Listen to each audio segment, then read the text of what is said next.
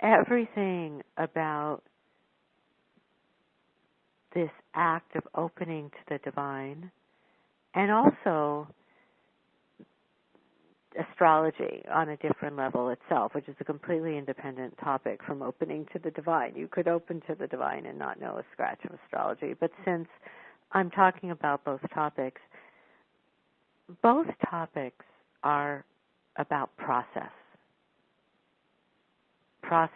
And it's always astonishing to me to keep remembering that we live in a culture that doesn't honor process and that makes it seem as if everything is like, change tomorrow. In 24 hours, you will have new skin, or, lose 10 pounds in 5 minutes, or, it's a completely fear-based, now-based culture about immediacy that in no way honors process, and that things take whatever amount of time they need to take. So I'll tell you a really odd story with that before we meditate. I was somehow thinking about that this morning. When my mom died, I guess now about 3 years ago, I was home in Pennsylvania, and for me, wherever I am, I'm like going to yoga classes. So it was about a week after my mom passed, and I was still, off and on crying. And I went to this class, a vinyasa class, and, it was actually, parts of it were really quite wonderful. And then at some point in the class, the teacher, I was off and on crying in the class, and then the teacher looked at me and sort of said to everybody in the class, true yoga, he said, true yoga is always being able to smile. So I want, I think we were doing tree pose or something, and she said, now I want everybody now, we're going to grow our trees, and we're going to become these beautiful trees, and everybody must smile as you grow your branches and become this tree. So I did do the tree pose. I didn't smile. And she was quite agitated by that.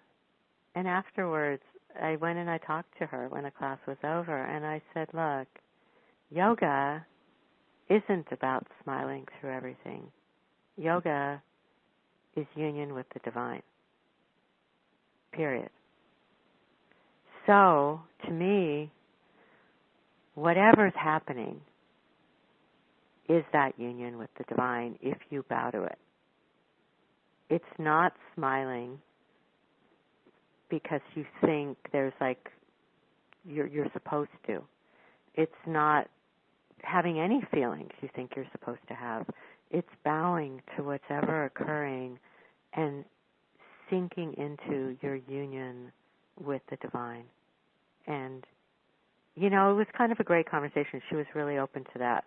And I told her my mom had just died, and, smiling was really not what was real. So I just kind of, for some reason, I thought about that this morning, that if you can bow to wherever you are, that's the yoga. And you really honor it, and you bless it. That's the metta. Then you really don't have to worry. Where did the eclipse leave you? What's the next transit? Those are nice to know, but wherever you are is where you're meant to be, and you bow to it, and then the next thing shows, and the next thing, and the next thing. It's really the opposite of how we're taught to think, that you should be somewhere else, emotionally or physically. So if you, again, go back to this idea of process, some of you may know this story.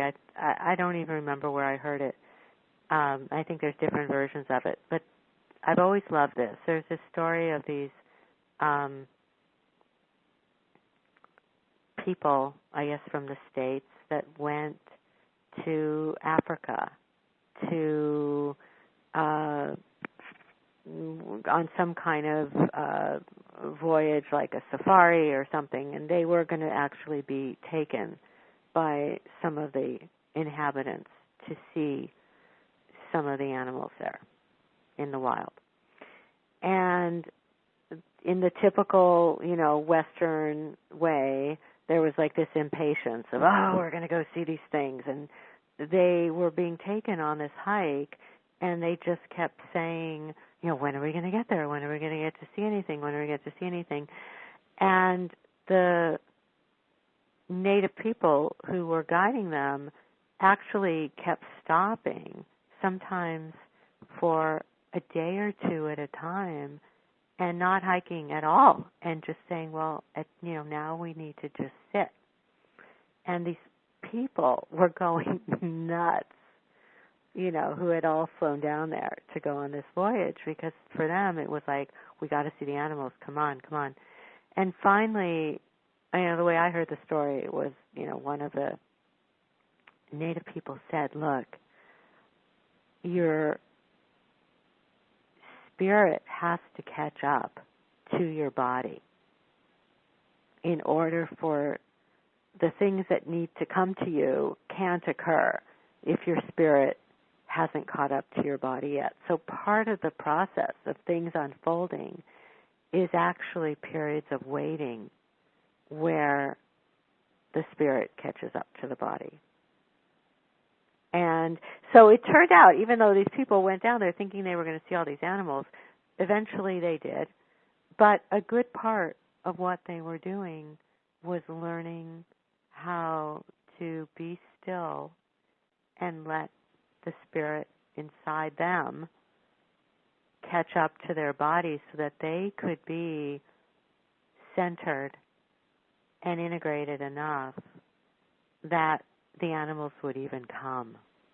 And I just think of that so often with these transits. Like, there's this poetry to how things occur. You go through a very dramatic transit, and then of course it's not just that it unfolds 1 minute later.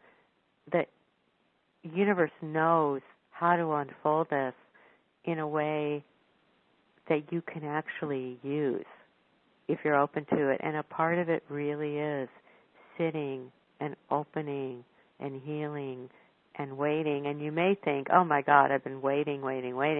But that's just from the perspective of the ego. It's a very different thing. There was a burning that happened under the Saturn in Scorpio. This is a different time now. This is an integration and healing time, not so much a burning time. So if you just open to it and bless it, then the animals come around on their own. You don't have to go hunt them. Okay. I hope that helps.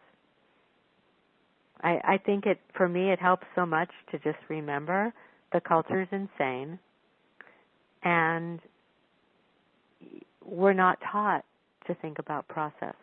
We're only taught to think about goals and destinations.